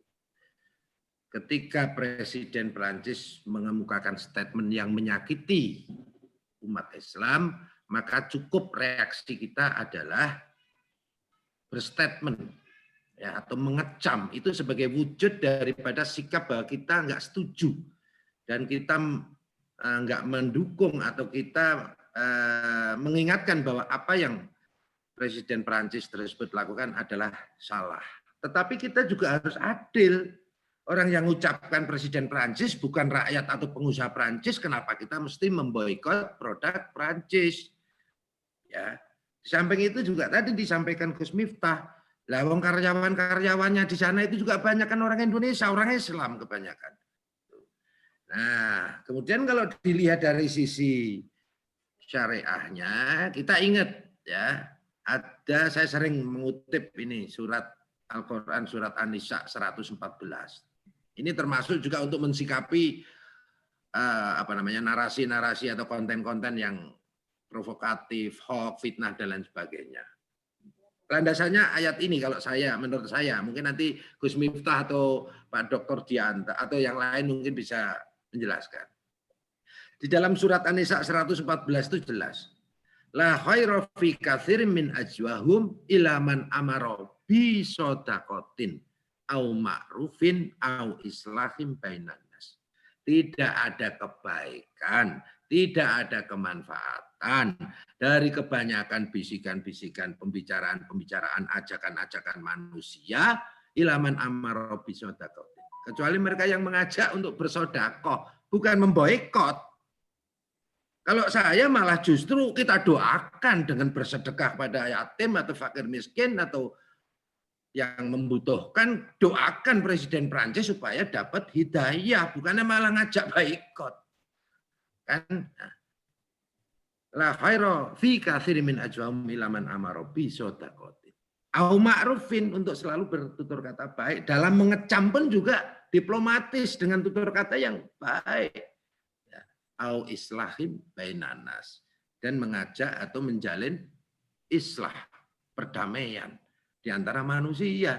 Ketika ngajak boikot itu, orang yang begitu diboikot, yang kita juga yang rugi malah. Ya. Perlu diingatkan juga, berapa tahun sih Palestina itu demo terhadap Israel, apakah juga menyelesaikan masalah? Sampai sekarang tidak juga menyelesaikan masalah. Makanya saya katakan, tidak ada sesuatu yang lebih kuat daripada berdoa kepada Allah. Karena apa? Karena semuanya itu adalah grand design atau grand skenario-nya Allah sebagai ujian bagi kita semuanya, terutama umat Islam. Makanya solusi paling bagus adalah yaitu mengecam sebagai sikap diplomatis internasional, sebagai sikap ketidaksetujuan kita atau protes kita, tapi tidak menyakiti. Dan kita doakan supaya dapat hidayah. Saya kira itu jawaban yang paling realistis dan logis menurut saya. Terima kasih. Baik, terima kasih Bapak Brigjen Pol R. Ahmad Nur-Wahid. Jadi lebih baik kita itu mendoakan Presiden Prancis agar mendapatkan hidayah. Seperti itu ya Pak ya. Dan kita sedekah dengan membeli barang-barang atau produk dari Prancis. Seperti itu. Oke, selanjutnya akan dijawab oleh Bapak Dr. Dianta. Apakah Bapak Dr. Dianta masih bergabung bersama kami? Oke. Kalau kebetulan dalam hal ini memang GP Ansor, kalau sahabat-sahabatin semua bisa ngelihat, memang kita sudah sampaikan dan meminta pada Presiden menyampaikan nota protes kepada Presiden Prancis. Jadi memang sebelum pada akhirnya ada nota protes dari pemerintah, memang GP Ansor sudah menyampaikan hal tersebut karena dalam hal ini persoalan antar negara. Bukan pada akhirnya, kalau kami sekali lagi kami percaya kami itu alhamdulillah adalah orang-orang beruntung yang sudah mendapatkan hidayah dari Allah dan kami tidak terlalu terganggu dibully lah dan sebagainya, kami nggak terlalu terganggu karena kami percaya kami di jalan yang benar, jalan yang diridhoi oleh Allah SWT. Makanya dalam hal ini persoalan beli produk Prancis dan sebagainya, kami sama seperti Gus Miftah, kami membedakan antara kesalahan kepala negara, kesalahan perorangan, jangan sampai pada akhirnya masalah negara itu dikaitkan dengan komunitas yang lain lah. Sama seperti, mohon maaf ya sahabat-sahabat semuanya, kalau orang melakukan korupsi jangan lihat agama orangnya, tetapi orang yang salah. Jangan pada akhirnya karena dia beragama itu makanya itu agama itu yang rusak. Atau dalam hal ini kita juga jangan pada akhirnya selalu menempatkan masalah kepada permasalahan itu sendiri, bukan dilebarkan lah masalah tersebut. Karena sekali lagi hari ini dengan era media sosial begini, seringkali masalah kecil dibesar-besarin, masalah besar dikecil-kecilin. Dalam hal ini kami sekali lagi khusus yang buat yang di Prancis, kami memang sikapnya sudah jelas dan kami juga pada akhirnya meminta kepada pemerintah untuk melakukan nota protes dan alhamdulillah juga dilakukan. Jadi kami merasa suara kami sudah kami sampaikan kepada pemerintah dan pemerintah sudah sampaikan suara rakyat Indonesia kepada negara Prancis. Terima kasih. Baik, terima kasih Bapak Dr. Dianta Sebayang ME. Pertanyaan mengenai produk Perancis tersebut adalah pertanyaan terakhir pada webinar pada pagi hari ini, yaitu merawat harmoni di tengah pandemi. Dan ada beberapa quote yang sudah ditulis oleh Notiland, yaitu yang pertama, bangsa ini tidak hanya tertimpa COVID-19, tetapi juga mengalami pandemi ideologi radikal terorisme, di mana ideologi tersebut bertentangan dengan Pancasila, Bhinneka Tunggal Ika, NKRI, Undang-Undang Dasar adalah masuk agama dan musuh negara. Selanjutnya juga ada kunci untuk kita masuk surga adalah beriman. Syaratnya beriman sangatlah mahal dan langka, yaitu kerukunan dengan rasa cinta dan kasih sayang. Oke, dan ada satu lagi quote dari Gus Miftah yang sangat menempel di hati saya, yaitu cinta yang berawal dari mata akan berakhir menjadi air mata. Cinta yang berasal dari hati tidak akan berakhir sampai mati. Berikan tepuk tangan yang meriah untuk narasumber kita pada pagi hari ini. Sebelum kita tutup, silakan teman-teman semua bisa mengaktifkan videonya untuk kita ambil gambar. Sekali lagi untuk seluruh peserta webinar Merawat Harmoni di Tengah Pandemi untuk mengaktifkan videonya guna pengambilan gambar.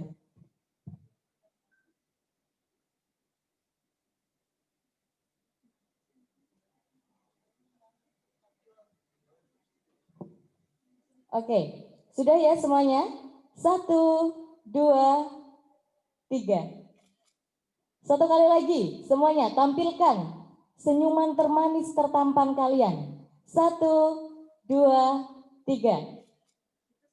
Baik, terima kasih kepada 3 narasumber kita pada pagi hari ini, Bapak Brigjen Pol R. Ahmad Nur Wahid, Gus Miftah Maulana Habibur Rahman, dan Bapak Dr. Dianta Sebayang ME yang sudah meluangkan waktunya untuk mengisi acara webinar dengan tema Merawat Harmoni di Tengah Pandemi di sela-sela kegiatan Konferensi Besar Ikatan Pelajar Nahdlatul Ulama bersama Nusantara Millennial Summit 2.0.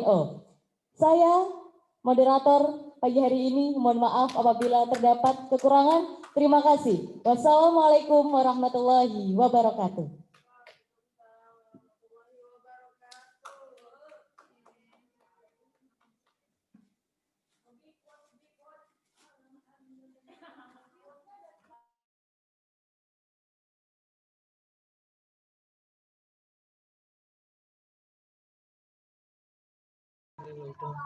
Oke, baik. Terima kasih kepada teman dan para narasumber. Untuk sesi selanjutnya, kita akan memasuki dialog pendidikan yang akan berlangsung pukul 13.00 sampai dengan 15.00. Oleh sebab itu, kita bisa istirahat dulu untuk jeda sholat dan makan. Terima kasih. Wassalamualaikum warahmatullahi wabarakatuh.